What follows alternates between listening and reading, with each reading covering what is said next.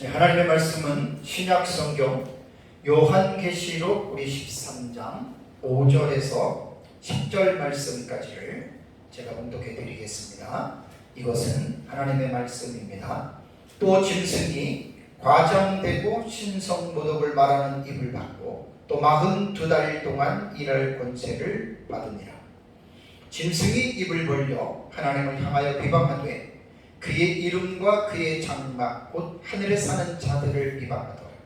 또 권세를 받아 성도들과 싸워 이기게 되고 각 족속과 백성과 방언과 나라를 다스리는 권세를 받으니 죽임을 당한 어린 양의 생명책에 창세 이후로 이름이 기록되지 못하고 이 땅에 사는 자들은 다 그 짐승에게 경배하리라.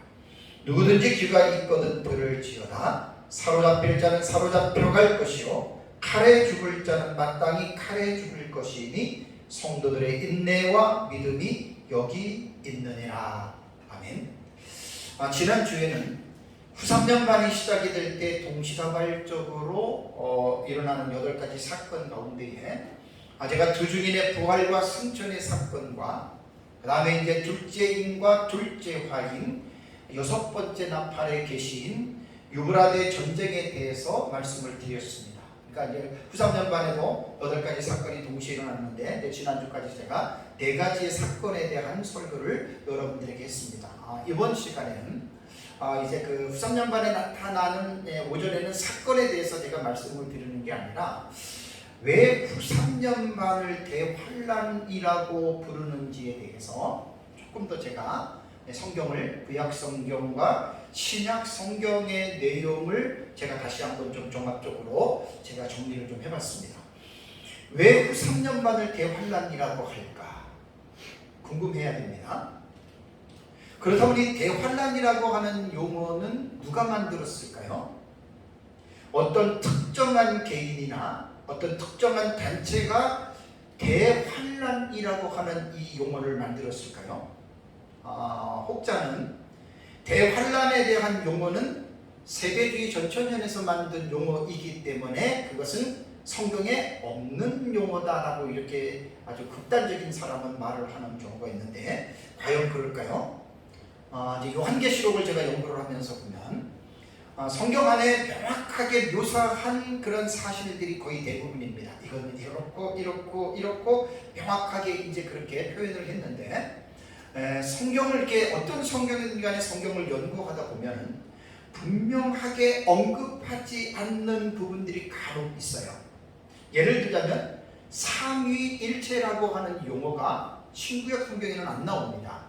그 용어는 안 나오는데 성경을 읽어보면 하나님은 삼위일체의 하나님이라고 하는 것들이 구약과 신약 성경에는 그것을 갖다가 드러내고 있어요.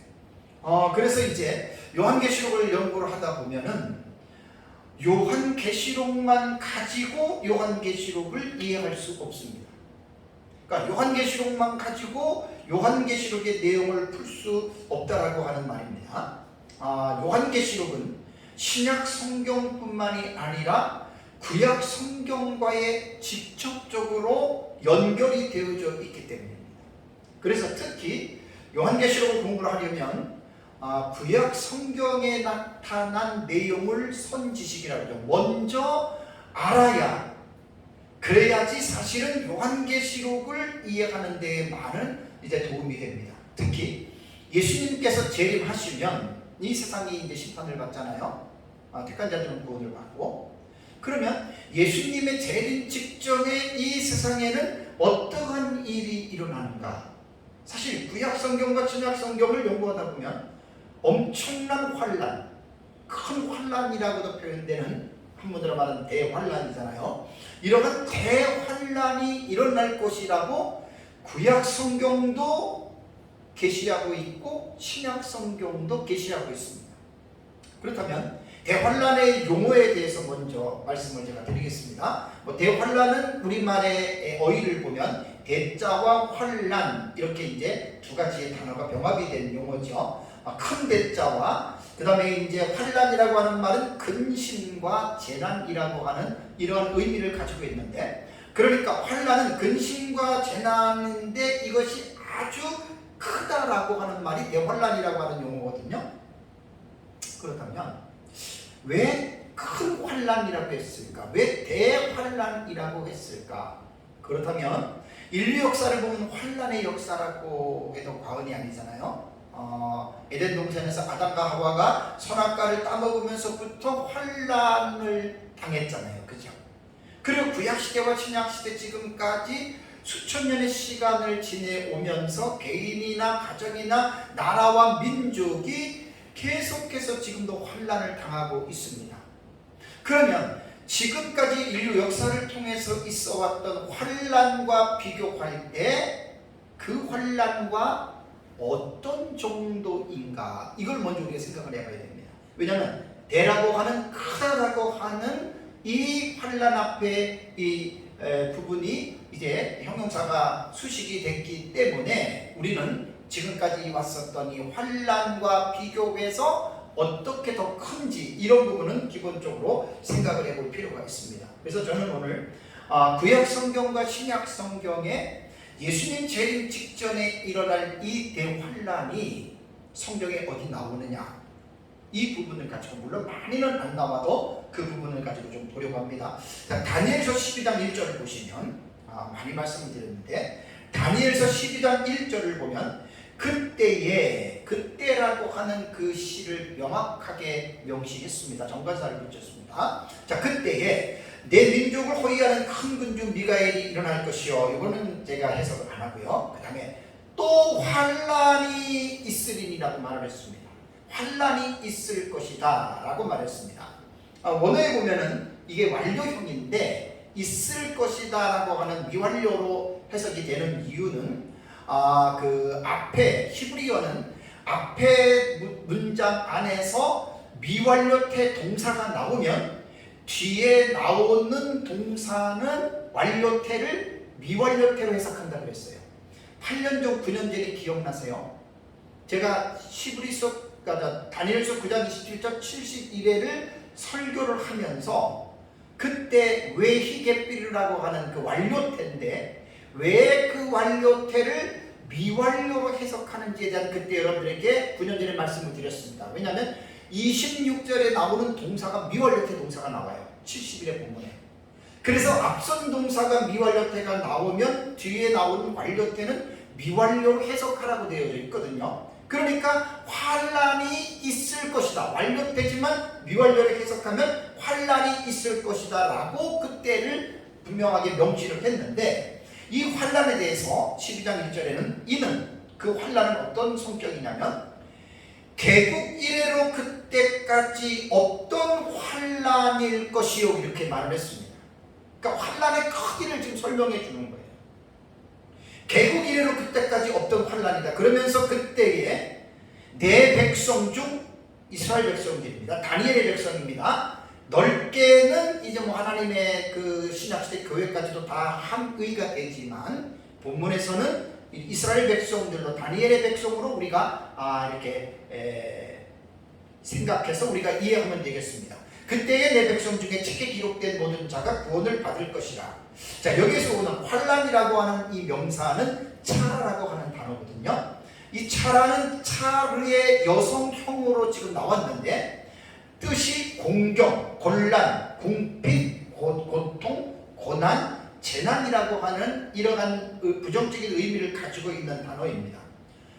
이 차라라고 하는 단어가 구약 성경에 68번이 나오는데 제가 이제 언어 사전에 들어가서 쭉 살펴보니까 상당히 이 차라라고 하는 단어가 광범위한 이 환난과 고통에 관해서 이 단어가 쓰였더라고요.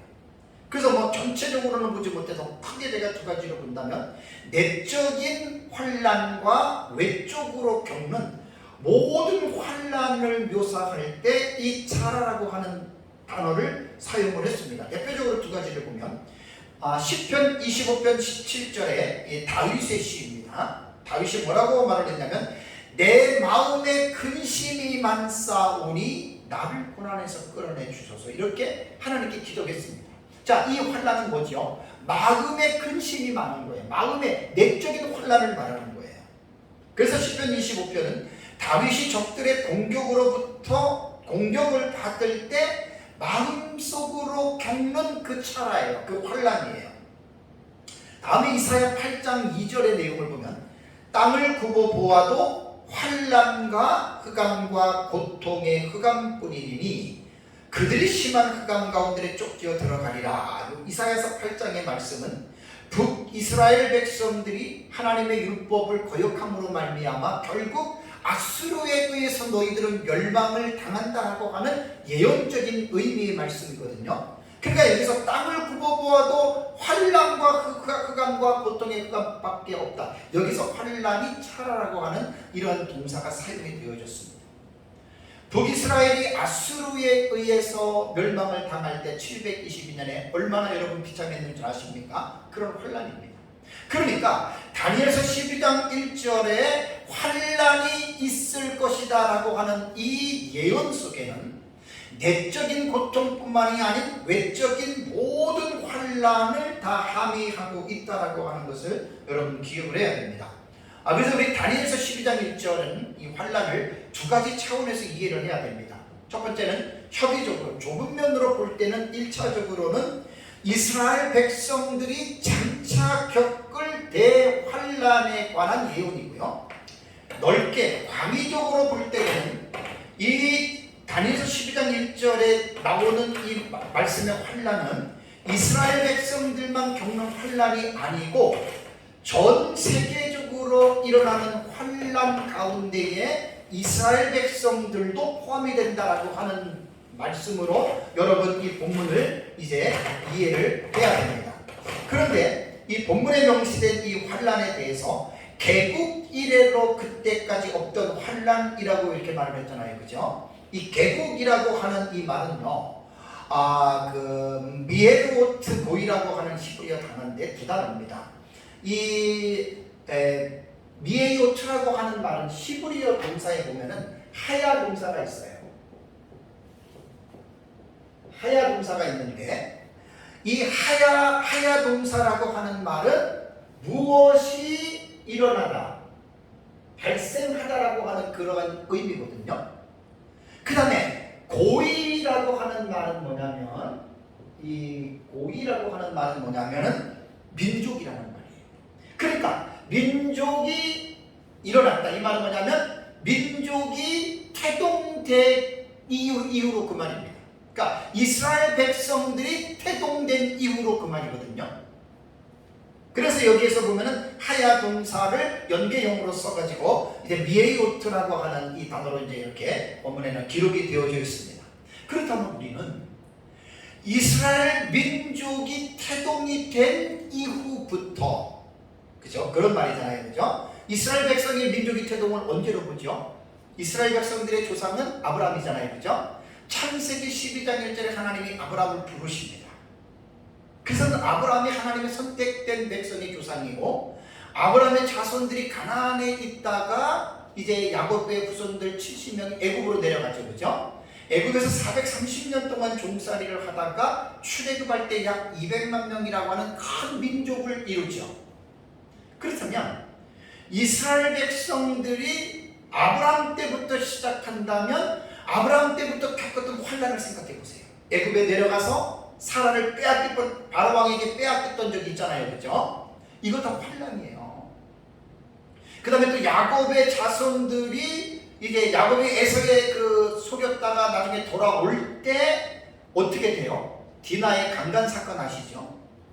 그때도 하나님이 도와주지 않으면 야곱의 그 식구들, 얼마 되지 않는 식구들이 몰살을 당할 위기가 있었던 거예요. 민족적으로 볼 때에는 이스라엘 민족이 애굽에서 나와서 광야에서 40년을 있다가 그 백성들이 가나안을 들어가서 사사시대와 통일왕국시대와 그 다음에 분열왕국시대를 겪고 포로로 잡혀갔다가 돌아오는 구약시대에 볼 때 아마 이스라엘 백성들이 당했던 환란의 가장 큰 환란이라고 말을 한다면 에스더 당시의 하만의 모략에 의해서 유대인들 전체가 바사 제국의 에어리 안에서 모두가 다 몰살당할 위기가 있었던 때가 있었죠. 그래서 하나님은 그 위기를 모면하기 위해서 에스더를 준비해서 에스더를 통해서 하나님은 이스라엘 백성들을 하만의 음모에서 구해낸 사실을 알 수가 있습니다. 이것도 이스라엘 백성의 큰 환란이라고 볼 수 있습니다. 그 다음에 말라기 이후에 예수님 탄생 때까지 특별 계시가 중단된 신구약 중간기 시대가 있었죠. 우리가 잘 아는 대로 신구약 중간기 시대에 이스라엘 백성 민족이 당했던 큰 환란이 무엇입니까? 시리아 제국의 안티오코스 4세 통치인 에피파네스가 통치했을 때 다니엘서 8장에 보면은 2300주야 동안에 이스라엘 백성 하나님의 성소를 더럽히는 사건이 나오죠. 아마 구약 시대와 신약 중간기 시대를 통틀어서 아마 이러한 이스라엘 백성들에게 종교적인 환란이 또 있을까 할 정도로 엄청난 그런 환란들이 있었습니다. 그 다음에 이스라엘 민족으로서 볼 때 신약 성경이 기록될 당시, 그러니까 1세기입니다. 그때 이스라엘 백성이 가장 큰 환란이 뭐죠? 주 70년에 로마의 디도 장군이 예루살렘을 들어와서 로마의 반란을 하는 예루살렘을 함락시켜버려요. 요세푸스의 역사서를 보면 막 90만 명이 사망을 했고, 그 당시 성 안에 약 110만 명 정도가 있었는데 너무 많이 죽어서 그 예루살렘 성 안에가 그 피로써 강물을 이루었다라고, 어떻게 보면 너무 좀 과장된 표현이 없지 않아 있을 수 있습니다. 과연 예루살렘 성 안에 110만 명이 들어갈 수 있었는가? 저희도 3년 전에 예루살렘 보면 구성도가 있고 또 새로운 성도가 있는데, 옛날에 사진이나 이런 것으로 볼 때 도저히 110만 명은 들어갈 수 없다라고까지 이야기를 하는데 모르겠습니다. 어느 정도나 과장이 됐는지는 모르지만 그 신약 성경이 기록될 당시에 주 70년의 이스라엘 민족은 엄청난 이런 환란이 있었습니다. 그러고 나서 이제 135년에 하드리아누스 황제 때에 유대인들이 2차 반란을 로마를 향해서 일으킵니다. 그때 하드리아누스 황제에 의해서 반란이 진압이 되면서 황제가 완전히 예루살렘에서 이스라엘 백성을 추방령을 내립니다. 다시는 유대인들은 예루살렘 성에 못 들어온다. 그래서 예루살렘이라고 하는 도시 자체도 그 도시 이름도 바꿔버렸잖아요. 팔레스틴으로 바꿔버렸습니다. 그리고 나서 이스라엘 백성들이 1948년에 나라를 되찾기까지 그들은 공식적으로 예루살렘을 들어가지 못한 나라를 잃어버린 방랑자가 되었던 것이죠. 그러니까 135년에 일어난 일이 있었고, 그 다음에 이제 이스라엘 백성들이 흩어져서 이제 살 때에 독일 나치 시대에 이스라엘 백성들이 약 600만 명 이상이 학살을 당합니다. 자, 제가 왜 간략하게 구약의 역사와 지금까지의 역사 중에 이스라엘 백성의 큰 환란에 대해서 여러분들에게 말씀을 드리냐면, 다니엘서 12장 1절에 그때까지 없던 환란이 일어날 것이다. 이것도 완료된데 미완료로 해석을 해야 돼요. 일어날 것이다 라고 이렇게 말씀을 했습니다. 그렇다면 다니엘서 12장 1절에 이스라엘 백성들이 당하는 대환란은 언제 일어나는 것인가? 해석이 중요해요. 이 사건이 언제 일어나는 것인가? 12장 1절을 보면은 생명체, 책에 기록된 모든 자가 구원을 받는 것이라고 12장 1절에 말을 했잖아요. 그러면 생명책에 기록된 모든 자가 구원을 받는 시기는 마지막 때거든요. 그러니까 12장 1절에 그때라고 하는 그 시점은 예수 그리스도의 재림으로 말미암아 이루어질 그때를 말하는 거예요.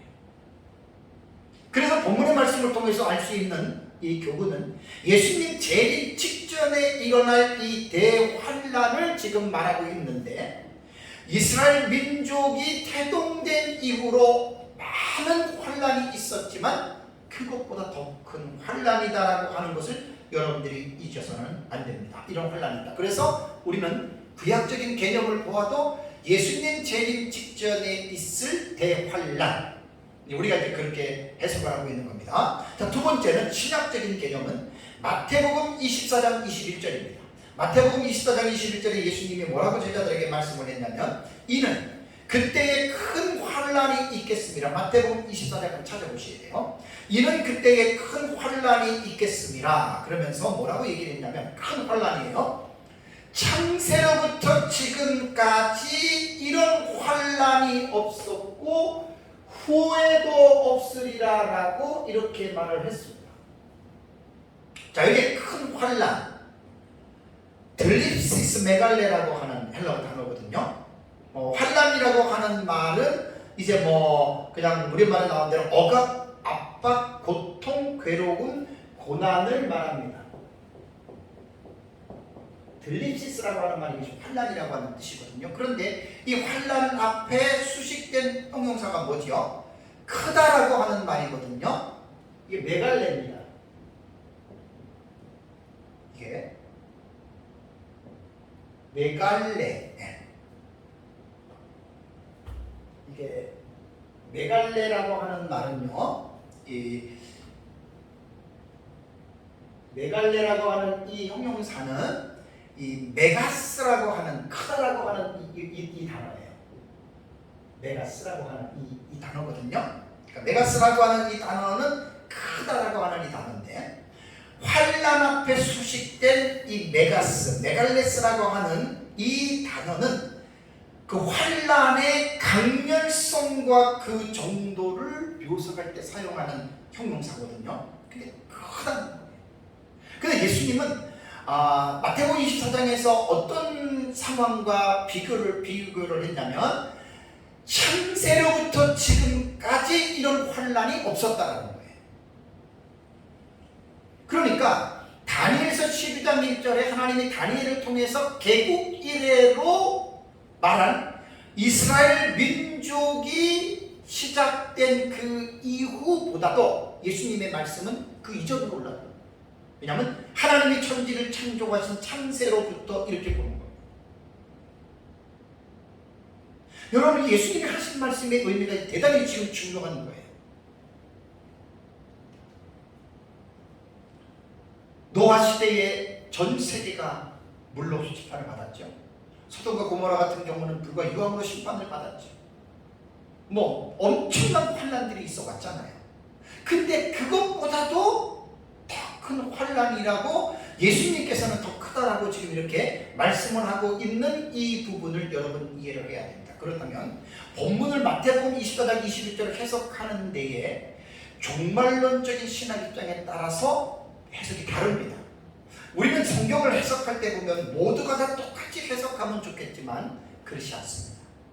요한계시록 같은 경우는 천의 얼굴을 가지고 있다고 할 정도로 해석이 아주 천차만별이고 말할 수 없이 이 해석에 대한 내용이 많습니다. 그래서 이 마태복음 24장 21절에 창세로부터 이런 환란이 없었다라고 하는 이 환란을 두 가지 해석을 보통 하거든요, 학자들이. 첫 번째는 뭐냐면 주후 70년에 로마의 디도 장군이 예루살렘을 함락시킨 것이 창세 이후로 이러한 환란이 없었고 후에도 없다라고 하는 것을 이렇게 해석하는 사람들이 있습니다. 이건 종말론적으로 볼 때 무천년의 해석이 보통 이 부분을 이렇게 해석을 하고요. 둘째는 그 디도 장군에 의해서 예루살렘이 함락한 것으로 보는 것이 아니라 예수 그리스도의 재림 직전에 이러한 큰 환란이 이루어질 것이다라고 해석하는 것이 있습니다. 이것이 역사적 전천년의 해석 방법 중에 하나입니다. 그러면 마태복음 24장에 기록된 예수님의 말세후는요, 이거 해석을 잘해야 됩니다. 마태복음 24장을 여러분 피셨죠? 이 마태복음 24장은 어떻게 해석을 해야 되냐면 근전 미래에 일어날 사실들, 가까운 미래예요. 그리고 종말의 때까지의 진행이 되는 과정을 예언하는 부분이 있고, 또 하나는 예수님 재림 직전에 먼 미래에 일어날 장차 될 일의 사건을 예언한 내용으로 이 24장은 읽어내릴 줄 알아야 됩니다. 자, 마태복음 24장 1절과 2절은 어떤 내용이냐면 근전 미래에 관한 예언입니다. 그러니까 이 돌 하나도 도리에 이 성이 남지 아니한다라고 하는 말은 주후 70년에 로마의 디도 장군에 의해서 예루살렘 성이 함락될 것을 예언한 거예요. 그러니까 이 14장을 그 문단을 구조적으로 이렇게 제가 여러분들에게 분석해서 말씀을 드리면 1절과 2절은 주치십니다. 이때가 예수님 십자가에 죽으실 때니까 아마 한 29년 정도로 보는 거예요. 33세를 우리가 서기력을 우리가 마이너스 4년을 빼면은 29년 정도 되거든요. 그러니까 예수님 당시의 이 예언이 곧 41년이 지난 다음에 디도에서 예루살렘성에 함락된 거예요. 그래서 1절과 2절은 예수님이 그 사실을 말씀을 드렸고 3절을 보세요. 3절을 보시면 제자들이 무슨 질문을 합니까? 주의 임하심과 세상 끝에 무슨 징조가 있겠습니까? 어느 때에 관심을 가진 거예요? 예수님의 재림과 예수님의 재림으로 말미암아 이 세상의 심판을 받을 때 중요한 것은 마태복음 24장은 3절의 이 질문의 의도를 흐려버리면 안 돼요. 주의 임하심과 세상 끝날 마지막 때에 관한 그 질문을 제자들이 한 거거든요. 그 다음에 4절에 예수님께서 당부의 말씀을 하시죠. 그리고 나서 5절과 8절의 내용은 예수님 당시부터 예수님 재림 때까지의 신약시대 전체에 일어날 일들에 대해서 몇 가지 간단한 것들을 예수님께서 예언한 거예요. 그게 뭐죠? 거짓 그리스도가 등장할 것이다. 말도 못하게 지금까지 나타났어요. 두 번째는 민족이 나라를 나라 간에 전쟁이 있을 것이다. 지금 전쟁이 일어나고 있잖아요. 다음에 뭐예요? 기근과 지진이 일어날 것이다. 이거는 어느 한 시대의 한 시점을 말하는 것이 아니라 예수님 당시부터 예수님 재림 때까지의 그 전 과정에 일어나는 여러 가지의 사건들 중에 한 4가지만 예수님이 콕 집어서 말씀을 한 겁니다. 자, 중요한 거는 뭔지 아세요? 9절부터 28절의 내용을 어떻게 해석하느냐예요. 그 9절부터 28절의 내용에 21절에 이 내용이 들어가 있는 거예요. 아까도 말씀드린 대로 무천년은 21절의 말씀을 AD 70년에 로마의 디도 장군이 예루살렘을 함락한 사건으로 해석한다 그랬잖아요. 근데 우리는 그렇게 볼 수 없는 게 9절부터 28절의 내용은 근접 미래에 일어날 사실들이 아닙니다. 아주 먼 미래에 일어나요. 곧 예수 그리스도의 재림하시기 직전의 상황을 9절부터 28절에 예언해 놓은 말씀입니다. 이 부분을 잘 해석해야 됩니다. 그래서 제가 조금 전에 종말론적인 신학 입장에 따라서 보는 관점이 다르다 그랬어요. 우리 역사적 전천년은 이 9절부터를 28절까지는 요한계시록과 더불어 장차될 일로 재림 직전에 한일에 일어나는 사건으로 우리는 분명하게 해석을 합니다. 다음에 32절, 29절과 31절은 어떤 사건이에요? 예수님 재림하는 상황을 묘사하는 거예요. 29절과 31절은. 그 다음에 32절과 51절은 이 종말에 일어날 사실 앞에서 이제 비유를 하시면서 너희가 어떻게 살아야 되고 어떻게 준비해야 되는지에 대한 교훈을 한 것이 이게 마태복음 24장에 대한 문장의 문맥에 대한 구조예요. 아쉽고 안타까운 것은 종말론 신학 입장에 따라서 전천년, 부천년 다르기 때문에 싸워야 될 문제는 아닙니다. 이런 거 가지고 싸우면 안 돼요. 어떻게 이 본문을 우리가 이해를 해야 될까? 좀 폭넓게 볼 수 있는 좀 이러한 부분이 필요합니다. 그래서 저는 이러한 문맥 구조에 따라서 21절은 인류 종말에 예수 그리스도의 재림 직전에 일어날 대환란입니다. 그렇다면 21절의 내용 창세 이후로 이런 환란이 없었다라고 말을 했잖아요. 그러면 21절 내용은 15절부터 연속되는 문단이에요. 그죠? 마태복음 24장 보셨죠? 자, 15절 한번 보세요. 15절에 뭐라고 했습니까? 예수님이 그러므로 너희가 선지자 다니엘이 말한 바 멸망에 가증한 것이 거룩한 곳에 선 것을 보거든 읽는 자는 깨달을진저. 그러니까 8절부터 제가 28절까지 이게 예수님 재림 직전의 상황이에요. 이게 디도의 그 예루살렘 멸망이 될 수가 없는 거예요. 그 내용에 나오는 말이 그거거든요. 그래서 15절에 예수님께서 선지자 다니엘이 말한 예언을 인용을 하셨단 말이에요. 그럼 예수님이 인용하신 다니엘의 예언이 뭐지요? 멸망에 가증한 것이 거룩한 곳에 선 것을 보거든 깨달으라고 하는 말은 다니엘서 9장 27절 71회의 계시에서 언제죠?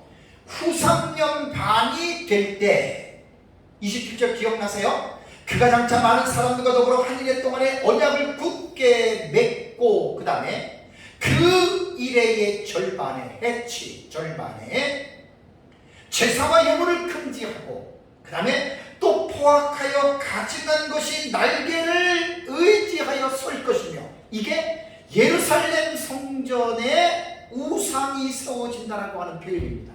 71의 계시에서. 그러니까 예수님이 이 다니엘서 9장 27절의 말씀을 인용한 거예요. 마태복음 24장 15절. 그러니까 마태복음 24장 21절에 창세 이후로 지금까지 이런 환란이 없었고 후에도 없으리라고 하는 이 말은 인류 역사상 지금까지 수많은 환란들이 있어 왔지만 그것과는 비교가 안 되는 메갈레 환란이라는 말, 큰 환란이라는 말, 들립시스, 메갈레 들립시스. 우리가 예수님을 믿으면서 장차 어떤 일이 일어날 것인가 여러분 관심을 가져야 됩니다. 왜냐하면 성경은 예언서입니다. 예언적인 의미를 가지고 기록을 했습니다. 앞으로 어떤 일이 일어날지 우리는 아무도 모르지만 성령의 감동을 통해서 성경에 기록된 이 예언의 말씀은 우리가 배우고 연구하고 이 예언의 말씀을 여러분 분명하게 우리는 깨달아 알 필요가 있습니다. 그러니까 마태복음 24장 21절에 예수님이 말씀하신 창세 이후로 이런 환란이 없었고 후에도 없을 것이라고 하는 이 말이 바로 신약 성경에 나타난 예수님이 말씀하신 대환란이라고 하는 이 부분의 말씀이다라고 제가 말씀을 드렸습니다. 그러면 요한계시록을 지금 제가 계속 설교하고 있는데 요한계시록에는 대환란의 상황이 어떻게 묘사가 되었을까? 있죠? 너무 정확하죠? 요한계시록. 그래서 요한계시록에는 세상과 성도들이 겪는 환란이 이제 지적해서 기록했다. 그게 적시하고 있다라고 하는 사실을 여러분 이제 기억을 해야 됩니다. 자, 요한계시록에서 이 대환란에 대한 교훈은 사실 후삼년반에 일어나는 거예요. 지금 이제 후삼년반에 대한 상황을 제가 설교하는 중이니까. 그럼 후삼년반이 대환란이라고 이제 그 용어는 대환란이라고 하는 용어는 없지만 그 시츄에이션 상황 자체가 환란이에요. 엄청난 환란이에요. 왜냐하면 창세기 이후로 이런 환란이 없었다는 말이에요. 그걸 요한계시록에서 우리는 발견할 수가 있는 거거든요. 오늘 제가 계시록 13장 5절에서 10절을 여러분들에게 봉독해 드렸죠. 사실 계시록 13장 1절부터 10절에 있는 내용이에요. 자, 이 본문을 보면 계시록 13장 1절을 보시면은 바다에서 올라오는 짐승이 나오죠. 이것을 제가 적그리스도라고 말을 했습니다. 적그리스도는 사탄의 화신이고요. 이 2절을 보시면 13장 2절을 보세요. 계시록 13장 2절을 보면은 용이 자기의 능력과 보좌와 큰 권세를 그에게 주었더라. 용은 사탄이고 그에게 주었더라고 하는 3인칭 남성 대명사는 바로 적그리스도, 바다에서 올라온 짐승을 말합니다. 그리고 5절을 보세요. 5절을 보면 또 짐승이 과장되고 신성모독만하는 입을 받고 또 42달 동안 일할 권세를 받았다. 42달. 자, 요한계시록은 제가 말씀드렸잖아요. 텍스트를 해석할 때 문자적으로 해석하느냐 상징으로 해석하느냐, 이게 종말론의 통에 따라서 달라요. 무천년은 모든 텍스트를 상징으로 해석하고 세대주의는 모든 텍스트를 문자로 해석하는 반면에 역사적 전천년은 문자적인 해석을 중요시하면서도 상징의 해석을 병행하는 것이라고 말씀을 드렸어요. 그러면 42달을 상징으로 볼 것이냐 문자로 볼 것이냐, 무천년은 물어볼 것도 없이 상징입니다. 그런데 우리는 여기에서 42달을 역사적 전천년은 문자로 우리는 봅니다. 이제 오해하지 말아야 될 것이 무천년은 100% 상징으로 보고 전천년은 100% 문자를 보느냐, 그거 아니에요. 무천년 안에서도 웬만한 흐름은 같아요. 전천년도. 그런데 강론으로 세부적인 사항으로 들어가잖아요. 똑같지 않아요. 절대로 똑같지 않아요. 계속해서 여러 사람들의 요한계시록 해석들을 제가 이제 정리를 하다 보니까 절대로 다 똑같지 않습니다. 그래서 뭐라고 말을 하기가 참 힘들어요. 어쨌든 대략적으로 제가 말씀을 드리는 겁니다. 이 42달은 이제 우리가 종말론의 신학적 체계가 있잖아요. 우리 신학적 기저가 70일이라고 그랬잖아요. 42달은 한 일해의 절반에 해당이 되는 겁니다. 한 일해가 7년이라고 그랬잖아요. 한 일해를 연으로 표현하면 7년으로 우리가 보는 겁니다. 70일에 제가 말씀을 드렸고요. 두 번째는 다니엘서 9장 17절에 그 일해의 절반, 7년을 절반으로 나누는 거예요. 이거는 사람이 나누는 게 아니에요. 다니엘을 통해서 계시가 주어진 거예요. 한 일해가 절반의 기간이 있다. 이 절반의 기간을 연으로 표현을 하면 3년하고 6개월이 되는 겁니다. 그래서 다니엘서에 보면은 다니엘서와 요한계시록에서는 한때와 두때와 반때로 묘사를 했는데 이것이 연으로 표현하는 방식이거든요. 이것이 3년 6개월입니다. 제가 오후 예배 때에 한때와 두때와 반때, 히브리어, 할라어, 70인 역본, 영어로 역본에 나온 부분을 여러분들에게 자세하게 드리면 오후에는 제가 말씀을 드리겠습니다. 그리고 이 42달은 한 일의 절반은 달로 말하면은 42달이죠. 그죠? 그 다음에 일자로는 며칠이에요? 42달은 1260일. 1260일은 한 달을 30일로 기준해서 나오는 내용입니다. 태양력하고 뭐 여러 가지의 그 날짜를 정하는 기준들이 있는데 보통 구약 성경에는 한 달을 30일 정도로 기준으로 해서 42달이 1260일로 이렇게 이제 계산이 되는 겁니다. 그래서 계시록 13장 5절에 42달은 한 일해의 기간 가운데에 후반부에 해당이 되는 거예요. 그래서 횟수로 말을 하면 후 3년 반이 되는 거예요. 후반부에 3년 반이라고 하는 이제 그러한 말입니다. 그러면 이 바로 한 일해의 후반부에 있는 후 3년 반의 상황이 다니엘이 말한 것과 예수님이 말한 그 전무후무한 미중류의 환란이 되는 거예요. 지금까지 있어왔던 그 어떤 환란도 비교가 되지 아니하는 이러한 큰 환란이 있을 것이다. 이거는 하나님의 백성들이 꼭 이 사실을 공부해야 됩니다. 왜? 기억하고 살아야 됩니다. 언제인지 모르지만 예수님 재림 직전에 이런 환란이 반드시 일어날 것이라고 하는 이 부분을 결코 잊어서는 안 됩니다. 그래서 다니엘서와 요한계시록이 계시가 기록된 목적이 여러 가지가 있겠지만 마지막 때에 이러한 대환란이 있을 것이라고 하는 이 사실이 분명하게 기록이 되어져 있기 때문에 이 부분을 봐야 됩니다. 그러면 요한계시록에서 일어나는 이 얼마나 큰 환란이기에 도대체 어떤 환란이기에 이렇게 큰 환란이 일어날까 우리 한번 살펴봐야 됩니다. 자, 6절 이제 보세요. 13장 6절에 자, 이제 5절에는 42달 동안 이 짐승이 적그리스도가 일할 권세를 받았다 그래서 이게 후 3년 반 기간이에요. 자, 6절을 보세요. 짐승이 입을 벌려 적그리스도입니다. 어떻게 하죠? 하나님을 향하여 비방하되 거룩하신 하나님을 비방합니다.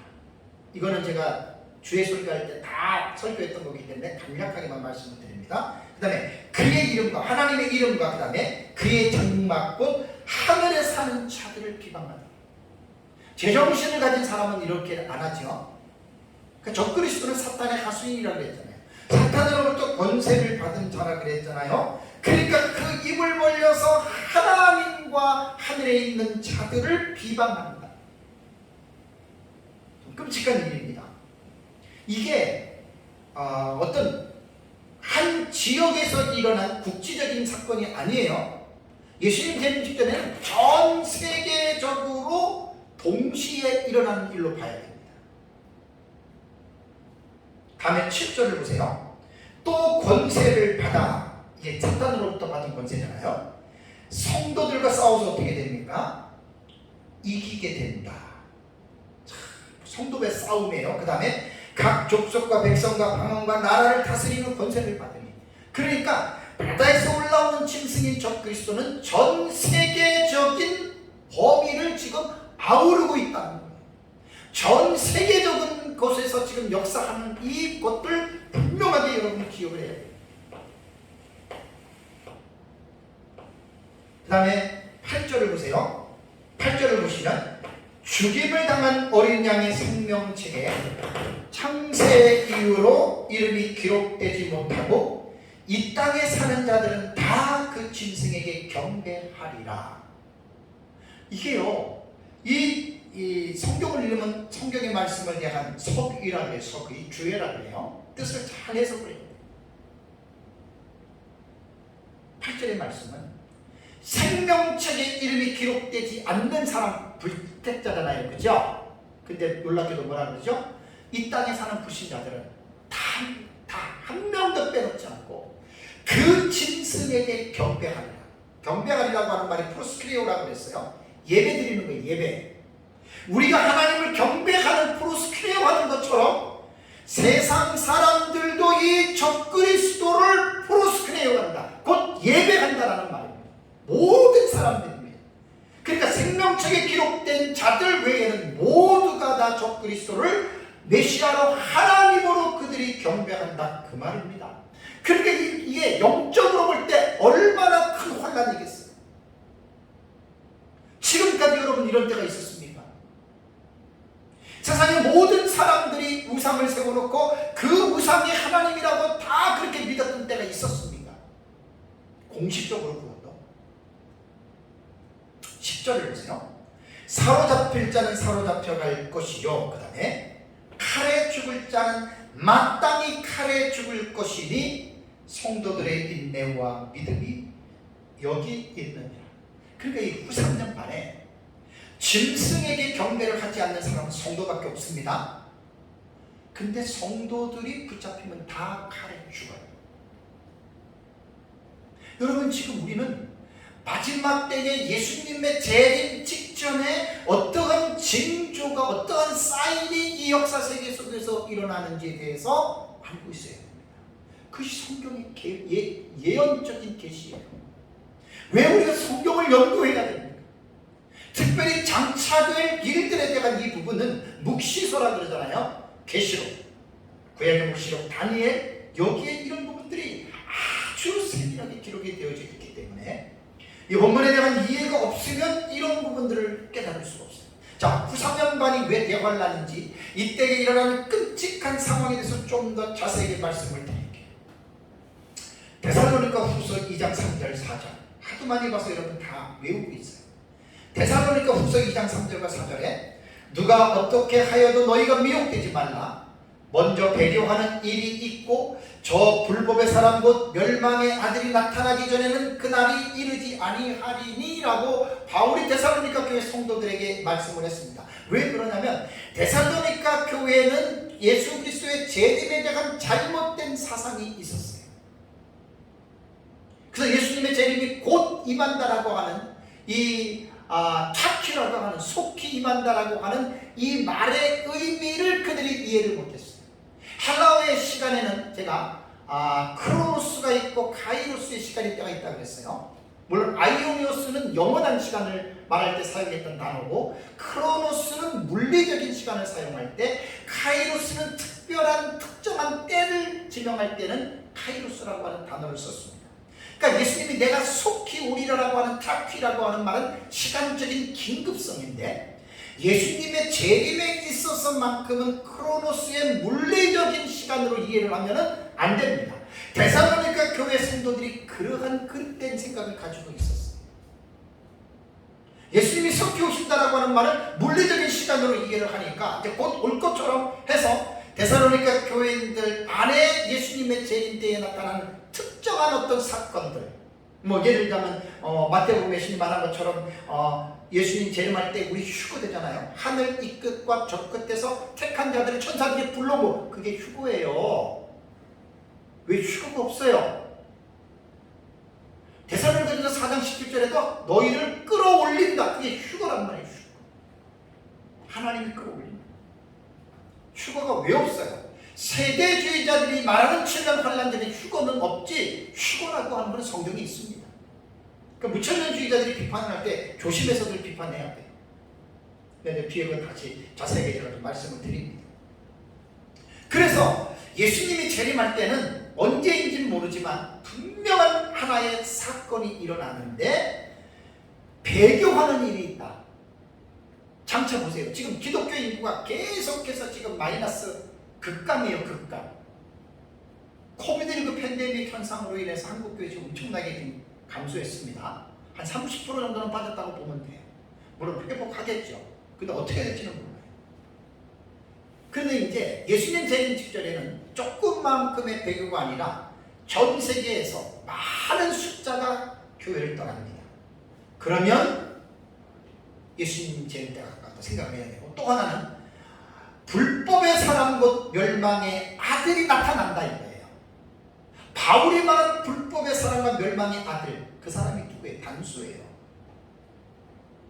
4절을 보세요. 그는 대적하는 자다. 이 불법의 사람과 멸망의 아들은 대적하는 자인데 신이라고 불리우는 모든 것과 숭배함을 받는 곳에 대항하는 자입니다. 그러니까 하나님 대항한다 그 말이에요. 그리고 그 위에 자기를 높이고, 하나님 위에 자기를 높이고요. 그 다음에 하나님의 성전에 앉아 자기를 하나님이라고 내세우느니라. 바울이 말한 이 불법의 사람과 멸망의 아들, 이 사람이 바로 사도 요한이 말한 계시록 13장에서 바다에서 올라오는 짐승이고, 다니엘서 9장 27절에 나타난 그라고 하는 3인칭 남성 대명사, 다니엘서 9장 26절에 한 왕, 그게 다 적그리스도를 말하는 거예요. 그가 결론은 뭐냐면 하나님의 성전에 앉아서 내가 하나님이다, I'm God 하는 거예요. 그래서 나를 믿지 않는 자는 죽이는데 기독교만 유일신을 믿잖아요. 우리는 삼위일체 하나님만 믿는 게 기독교잖아요. 그러니까 구원받은 사람은 우상을 숭배할 수 없습니다. 우상을 섬기지 않습니다. 우상에게 프로스크레어 할 수 없습니다. 오직 하나님만 프로스크레어 경배할 수 있는 게 그리스도입니다. 마지막 때 93년 반에는 이러한 환란이 영적으로 엄청난 환란이잖아요. 자, 그러고 나서 계시록 13장 8절 보세요. 아까 읽었어요. 이 땅에 사는 모든 자가 경배한다 그래놓고 15절 보세요. 계시록 13장 15절. 어떤 환란인가? 자, 그가 권세를 받아 그 짐승의 우상에게 생기를 주어 그 짐승의 우상으로 말하게 하고, 또 짐승의 우상에게 어떻게 해요? 경배하지 아니하는 자는 몇이든 다 뭐합니까? 죽이게 하더라. 짐승에게 경배하면 무조건 죽입니다. 어느 한 지역에서 일어난 게, 지금은 뭐 이슬람권이라든가 신두권이라든가 그 극렬한 어떤 기독교를 반대하는 그 지역권 권역으로 볼 때 거기서 이제 죽이기도 하고 감옥에도 가두고 하지만, 지금 계시록 13장에 나타나는 것은 이게 국지적이 아니에요. 전 세계적이에요. 어느 나라든 예외가 없습니다. 그러니까 짐승의 우상에게 경배하지 않으면 몇이든 다 죽인다. 그런데 그 죽이는 수가 장난이 아닙니다. 계시록 17장 6절을 가보세요. 이게 같은 문맥의 지금 상황들을 얘기하는 거거든요. 계시록 17장 6절을 보면, 또 내가 봄에 카이에이던, 그러니까 요한계시록은 오버래핑 기법이라고 그랬어요. 카이에이던, 그리고 내가 보았다. 카이아쿠사, 그리고 내가 들었다. 계속 보고 듣고 이 예언이 그렇게 기록이 되는 거예요. 또 내가 보니 이 여자가 음녀예요. 어떻게 됐죠? 성도들의 피와 예수의 증인들의 피에 취한지라. 와, 피에 취했다. 뭘 말하는 거죠? 웬만큼 조금 죽이는 게 아니라는 거예요. 많이 죽인다는 거예요. 그럼 왜 죽여요? 이때가 언제예요? 후3년반이에요. 이게 바로 대환란이에요. 예수 믿는 사람들이 짐승의 우상에게 경배하지 않는 자들을 죽이는데 피에 취할 정도로 죽입니다. 그래서 우리는 성경을 통해서 예수님 재림 직전에 이 세상에서 이러한 대환란이 있을 것이라고 하는 이 사실을 결코 잊어서는 안 됩니다. 교회는 반드시 이 예언의 말씀을 이 시대를 살고 있는 성도들에게 계속해서 가르쳐서 언제인지 모르지만 예수님께서 재림하시는 그 인류의 마지막 시점에 사는 성도들은 이 대환란의 계시를 잘 이해하고 대환란을 준비하는 삶을 살아야 됩니다. 그것이 제가 오후 예배 때에 대환란 날에 하나님의 예비처에 관한 설교할 때 이 부분에 대해서 제가 여러분들에게 좀 더 자세하게 제가 또 설교를 합니다. 그러니까 우리는 인류 종말에 이러한 대환란이 반드시 이루어진다라고 하는 거 기억해야 됩니다. 성경에는 예수님의 재림의 날짜에 대해서는 침묵합니다. 그러나 예수님의 재림 직전에 일어날 징조, 사인에 대해서는 분명하게 성경은 징조적 계시를 우리에게 보여주었다라고 하는 사실을 여러분 잘 기억해야 됩니다. 그래서 우리는 성령의 감동으로 기록된 성경의 말씀을 성령의 감동으로 깨달아야 됩니다.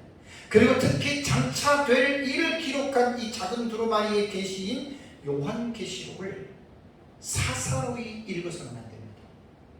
제대로 공부하고 제대로 읽어야 됩니다. 이 요한계시록 때문에 얼마나 많은 이단들이 요한계시록을 가지고 지금 장난을 칩니까? 제가 지금 요한계시록 이번에 쓰는 책에 요한계시록 독법도 들어가고 도표에 대한 책을 제가 쓰는데 이미 설교를 다 했고 지금도 강의하고 있는 중인데요. 이 요한계시록을 공부할 때는 무작정 읽어서는 안 됩니다. 아니 무작정 읽으면 알 수가 없습니다.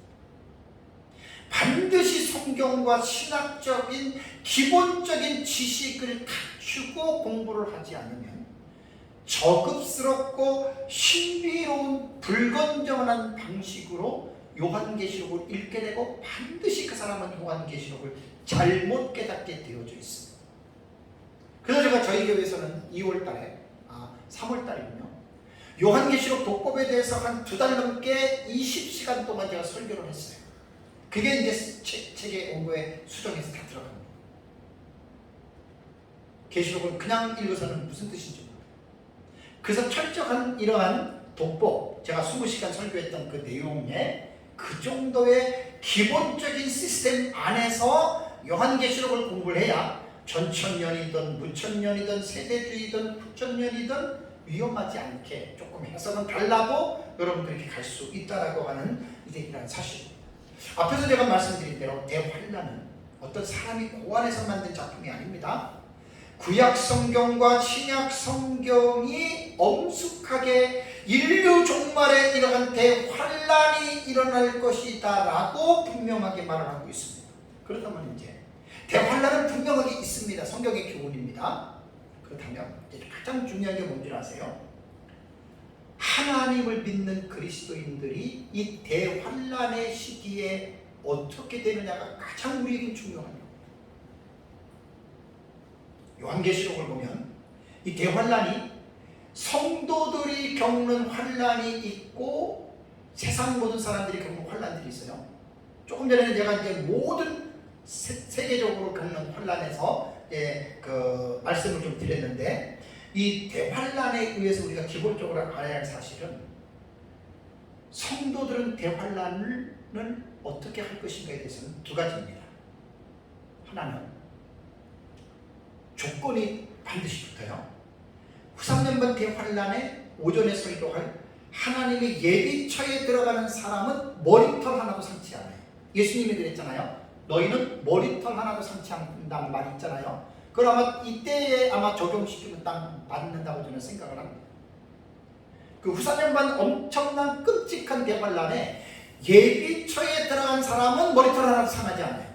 후3년반 대환란을 예비처에서 이겨내고 또 하나는 예비처를 들어가지 못하는 성도가 있습니다. 그 구원받은 사람들이에요. 마치 열처녀 비유에서 슬기로운 5처녀는 신랑을 만나서 혼인잔치 들어가지요. 미련한 5처녀는 기름을 준비하지 않아서 못 들어가지요. 그 10처녀 비유도 구원론으로 설교를 하면 안 돼요. 종말론적인 입장에서 예비처를 들어가는 것으로 보는 것이 좀 옳다고. 그건 뭐 신학적인 문제이기 때문에 전에는 설교했지만 지금은 제가 시간상 이 부분에 대해서는 제가 말할 수가 없습니다. 그래서 성도들이 예비처를 들어가느냐 안 들어가느냐 이게 사실은 관건이에요. 우리 요한계시록을 읽을 때 일곱 대접이라던가 막 이런 다른 재앙들 같은 경우는 사실은 이제 불신자들에게 거의 다 뭐 세상을 심판하는 차원에서 하나님이 내리는 것이기 때문에 뭐 그런 부분에 대해서 성도들하고는 별 상관이 없는 부분들도 많이 있지만, 이 성도들이 이 대환란을 겪느냐 안 겪느냐는 사실 제일 중요한 어떤 이 관건이거든요. 그렇다면 이 대환란을 예배처를 들어가느냐 못 들어가느냐에 대한 시금석적인 화가 있다 그랬죠. 그죠?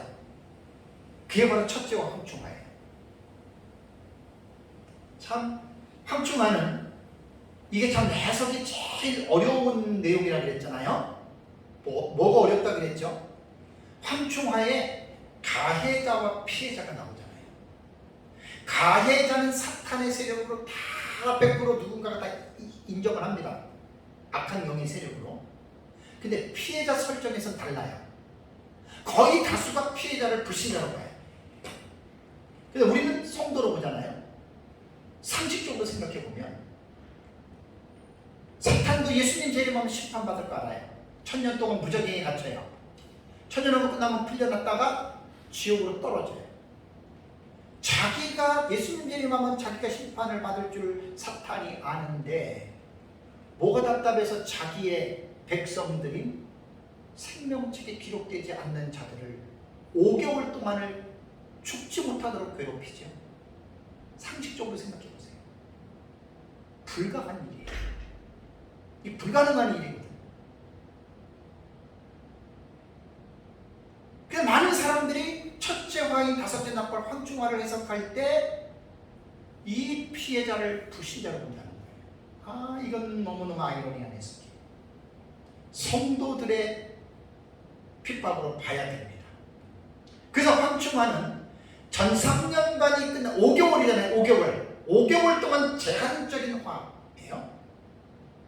그러니까 전상년반이 끝나기 5개월 전에 일어나는 화이기 때문에 황충화는 성도들의 믿음을 실현하고 믿음을 테스트하는 쭉적이냐 알곡이냐에 대한 그 부분을 가르는 믿음의 실현으로서의 화이기 때문에 황충화가 5개월 동안 일어난 이후에 그 황충화에 대한 실현을 어떻게 했느냐에 따라서 예비처를 들어갈 수도 있고 못 들어갈 수도 있고.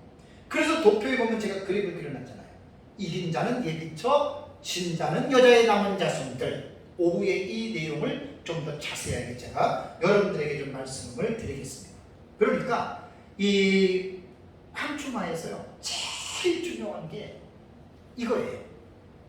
믿음의 승리자가 돼야 돼요. 그러니까 믿음의 승리자라는 말이 뭐죠? 말씀과 성령으로 충만해서 죄와 싸워서 이기고, 그게 바로 마지막 때 성령 충만한 삶을 사는 자들이 대환란에 떨어지지 않는다, 그 말입니다. 이건 제가 시간상 좀 깊이 못하고요. 마지막으로 대환란에 대한 이 그릇된 사상들이 있습니다. 지금까지 기독교 종말론에 대환란에 대해서 이 잘못된 사상을 가지고 있는 사람들이 꽤 있어 왔어요. 그래서 시한부 종말론자들과 사이비 종말론자들이 이 대환란을 잘못 이해해서 이것 가지고 성도들에게 불안과 공포를 조장하고 이것 가지고 많은 사람들을 두려움에 빠뜨리게 했습니다. 물론 대환란은 아까 말씀드린 대로 엄청난 환란이지만 제가 여러분들에게 조금 전에 말씀드린 대로 예배처에 들어가는 사람들은 걱정할 수 있는 환란이 아니에요. 대신에 예배처에 못 들어가는 성도들은 걱정해야 될 환란이거든요. 많은 사람들이 대환란을 잘못된 생각을 하고 있습니다. 다수의 시한부 종말론자들이 집단생활 하지요. 그리고 예수님의 재림이 얼마 남지 않았다고 주장하면서 그들은 자기들만 거룩하게 살자라고 이렇게 집단 생활을 합니다. 그러다가 이제 자기들이 이단으로 몰려서 외부적인 세력들을 위해서 이단이라고 박해를 받으면 뭐라 그래요? 신도들에게 의를 위해서 핍박을 받는다 이렇게 세뇌시키죠. 예를 들면 정명석 씨 같은 경우는 신도들 성폭행 때문에 10년 살려 나왔잖아요. 지금 또다시 사건이 터졌어요. 외국의 신도가 정명석 교주에게 성폭행을 당해서 내가 몇 달 전에 봤어요. 그걸 영상으로 띄웠어요. 자기가 성폭행 당했다. 지금 기독교계에서 다른 데서 들고 일어나가지고 정명석을 구속하라. 여기에 지금 그 내용이 지금 떴더라고요. 그러면 그 정명석이 감옥 가면 뭐라고 그러는 줄 알아요? JMS파들은 메시아로 믿거든요. 정명석. 그러면 억울한 누명을 쓰고 지금 고난을 받는다. 이단들은 그렇게 했습니다.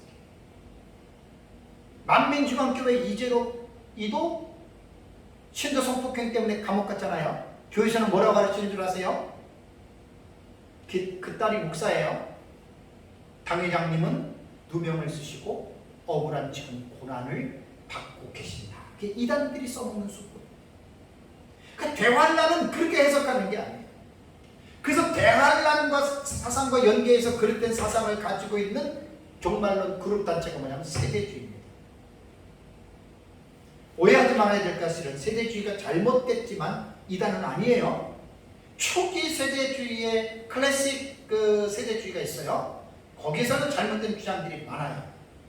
지금 좀 많이 고치기도 했지만 어쨌든 대체적으로 위험한 주장들이 많은데 그 중에 하나가 세대주의자들이 7년 환란, 7년을 대환란으로 프레임을 만들었습니다. 뼈대를 세웠습니다. 그들의 종말론 교리가 7년 대환란 딱 세워놓고 그 다음에 7년 대환란 전에 성도들은 환란에 빠지지 않고 공중으로 휴거한다. 그러기 위해서 뭔 하나를 이들이 교리를 추가했냐면 예수님이 공중에 7년 환란 전에 재림하신다. 그래서 재림을 2개로 만든 거예요. 이거는 아니죠. 어떻게 예수님이 재림이 2번입니까? 그 이단들이 써먹었던 방식을 세대주의가 그것을 활용을 했는데 엄밀하게 말하면 이건 이단으로도 볼 수도 있는데 위험한 해석입니다. 그래서 7년 8년 전에 교회가 공중으로 이제 휴거된다라고 말을 하면서 예수님의 재림을 2번 지금 만들었잖아요. 이거를 분명히 여러분 잘못된 거예요. 마지막으로 제가 대환란에 대한 부분을 정리하고 마치겠습니다. 대환란은요 무천년도 대환란 인정합니다. 무천년은 천년왕국이 우리와 달라요. 신약시대 전체를 천년왕국으로 무천년 해석하잖아요. 20장을. 근데 천년왕국이 끝날 때 마귀가 풀려나잖아요. 무천년도 신약시대의 마지막 부분에 천년왕국이 끝날 때 마귀가 풀려난다. 그게 대환란이다. 그러면 역사적 전천년과 그 대환란을 보는 관점은 같아요. 그러나 기간은 달라요. 그러나 대환란을 보는 이 의미는 같다라는 말입니다. 그럼 우리가 언제인지 어차피 우리 전천년도 한일회가 언제일지 모르니까 그건 무천년과 마찬가지로 종말론의 교집합이 되는 부분이 대환란을 인정하는 거거든요.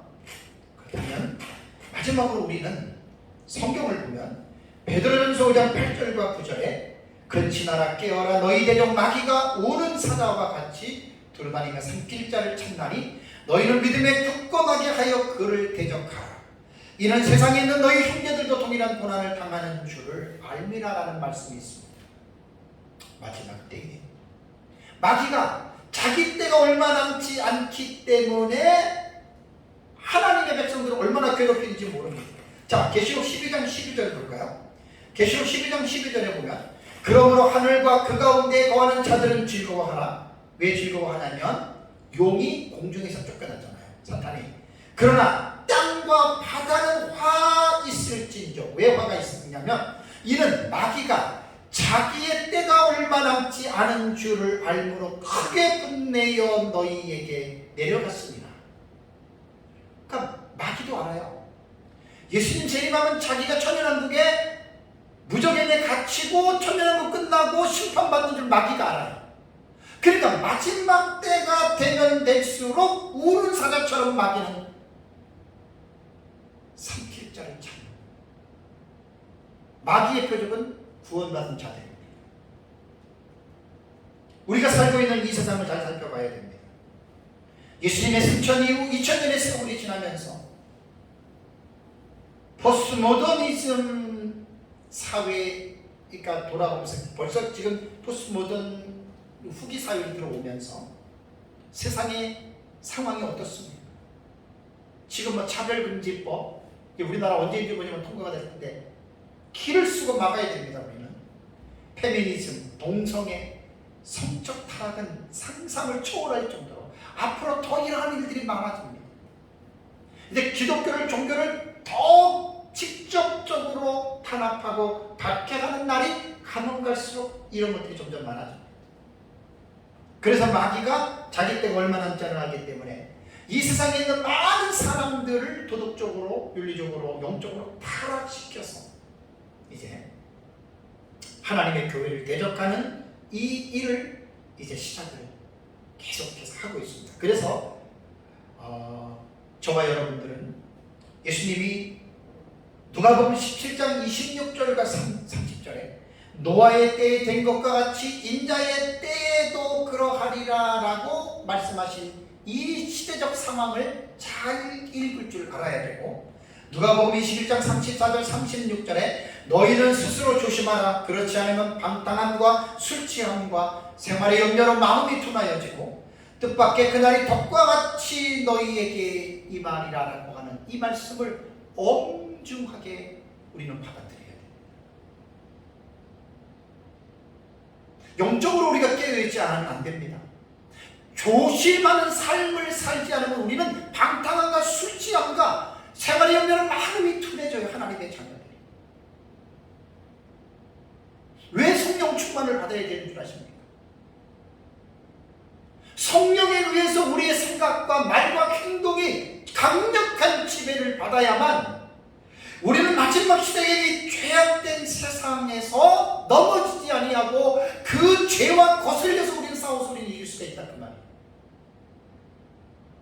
예수님이 누가복음 16장 35절에 이날은 온 지구상에 거하는 모든 사람에게 임하리라. 이러므로 너희는 장차 올 이 모든 일을 등이 피하고 인자 앞에 서도록 항상 기도하며 깨어 있으라 하시니라 라는 예수님의 말씀을 잘 기억하고 늘 깨어서 믿음으로 승리하는 삶을 살아가시기를 주님의 이름으로 축복합니다.